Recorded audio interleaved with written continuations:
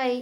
നമുക്ക് കണ്ണുള്ളപ്പോഴേ കണ്ണിൻ്റെ വില അറിയില്ല എന്ന് പറഞ്ഞ പോലെ പ്രാഷൻ മുട്ട് നമ്മുടെ മുറ്റത്തുള്ളപ്പോൾ നമുക്ക് അതിൻ്റെ വില അറിയില്ല. അടിമുടി ഔഷധ ഗുണമുള്ളൊരു സസ്യമാണ് പ്രാഷൻ മുട്ട്. അപ്പോൾ നമ്മൾ പ്രാഷൻ മുട്ടിൻ്റെ അകത്തെ പൾപ്പെല്ലാം എടുത്തതിന് ശേഷം സാധാരണ തൊലി കളയാറാണ് പതിവ്.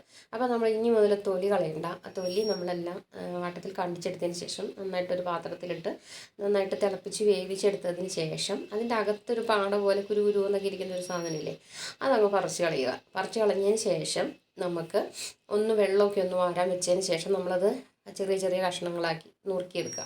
അതിനുശേഷം നമ്മൾ ആവശ്യത്തിനുള്ള ശർക്കര, നമ്മുടെ പ്രാഷൻമുട്ടിൻ്റെ അളവനുസരിച്ച് ശർക്കര, ഒരുണ്ട ശർക്കരയാണെങ്കിൽ ഇത്ര മതി.